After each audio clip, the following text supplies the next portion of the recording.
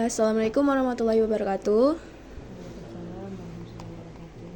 Baik, kami mahasiswa Polman Babel. Di sini kami ingin mewawancarakan seseorang guru, yakni bersama Bu Yeni.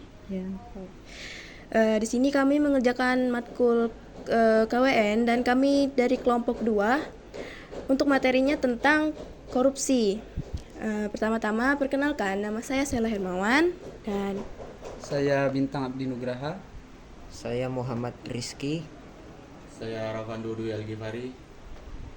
Oke, dan selanjutnya untuk pertanyaan pertama akan ditanyakan oleh Rizky.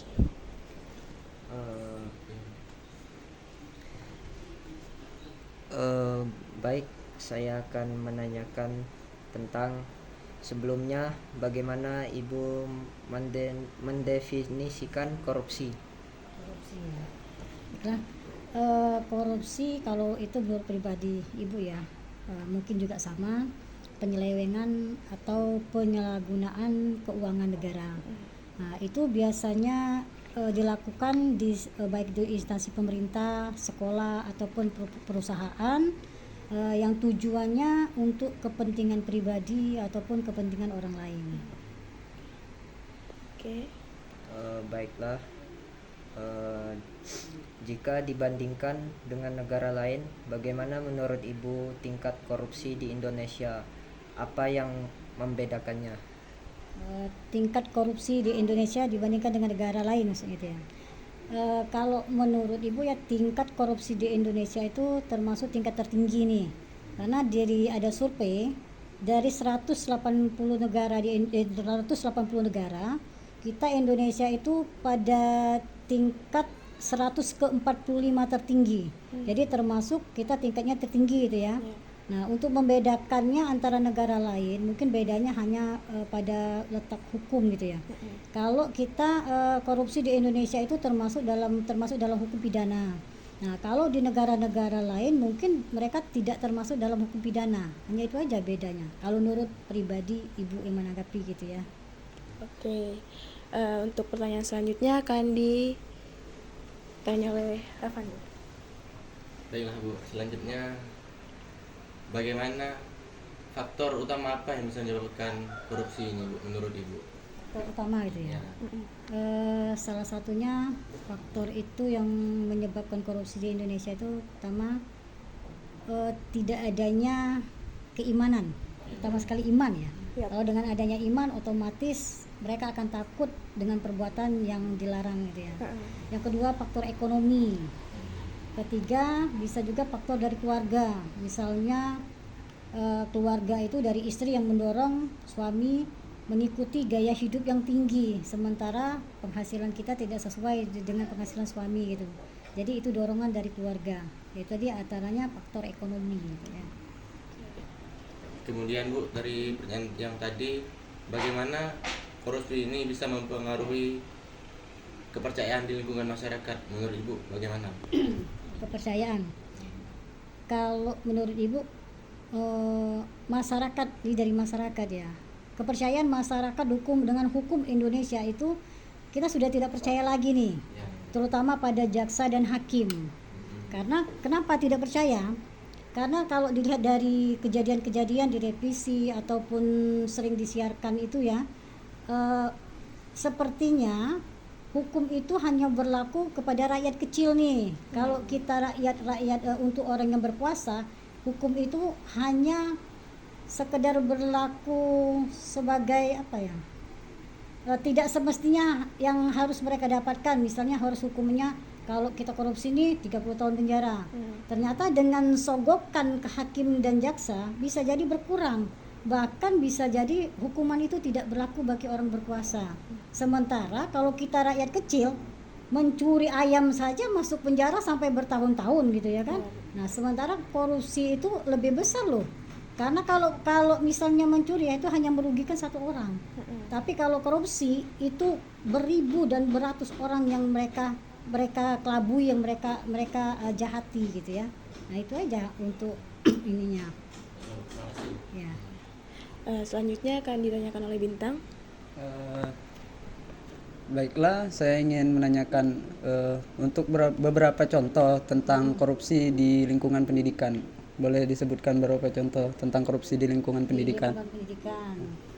Kalau di lingkungan pendidikan biasanya penyalahgunaan dana, ya, misalnya dana BOS. Nah, itu dana BOS atau eh, pungutan liar. Nah, pungutan liar ini misalnya kalau dalam lingkungan sekolah itu pungutan liar kan tidak boleh nih. Kalau misalnya ada penerimaan siswa ini tidak diterima tapi dengan syarat bisa masuk tapi dengan membayar kursi. Nah, seharga kursi misalnya 800.000, mereka sanggup tidak membayar. Nah, kalau mereka sanggup, mereka membayar dengan harga 800. Nah, itu termasuklah pungutan liar. Itu dilarang dalam pemerintah, ada undang-undangnya, itu dilarang. Dan juga bisa juga dalam pelalaian pekerjaan.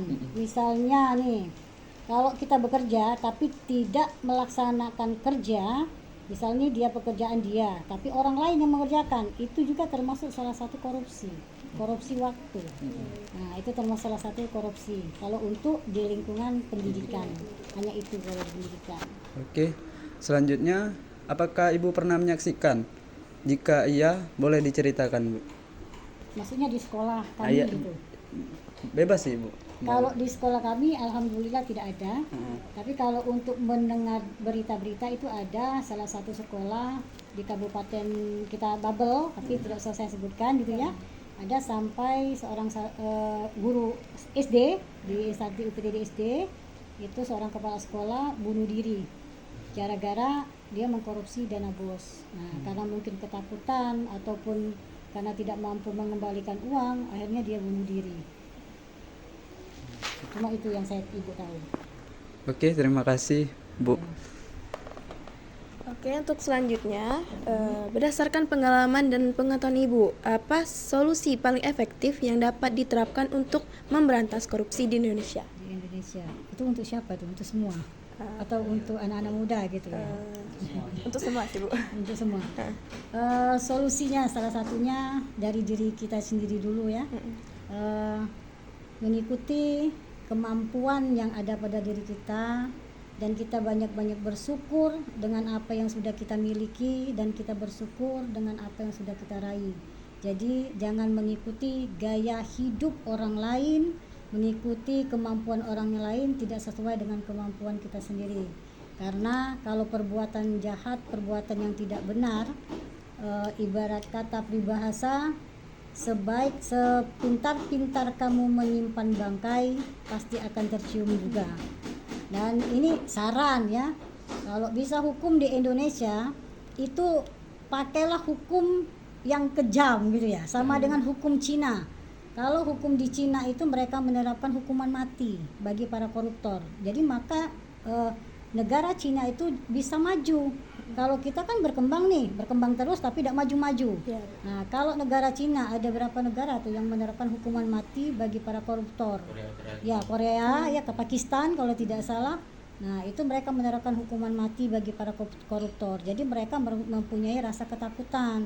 Tapi kalau Indonesia itu tadi hukumannya semakin ringan dan semakin ringan. Bahkan para koruptor pun kalau masuk penjara dengan santainya. Kenapa? Karena penjara mereka itu Hotel Pradio itu ya seperti hotel. Itu pernah ada di televisi seorang ibu pengusaha apa itu saya lupa, ibu lupa ya.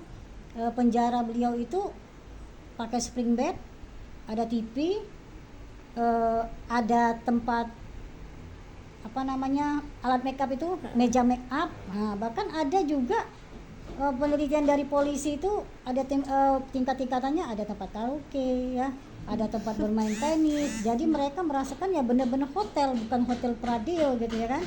Nah, harapannya kita sebagai bangsa Indonesia mampukah kita menerapkan hukuman seperti hukuman Cina gitu. Keinginan. Baik, Bu. Selanjutnya, apa pesan yang ingin Ibu sampaikan kepada generasi muda mengenai pentingnya melawan korupsi?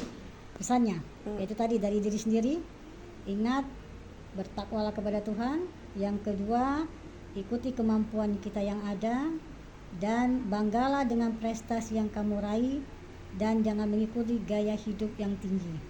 Itu saja. Baik, Bu, sekian dari wawancara kami. Jika ada salah kata kami minta maaf, Bu. Ya, Wassalamualaikum warahmatullahi wabarakatuh. Waalaikumsalam.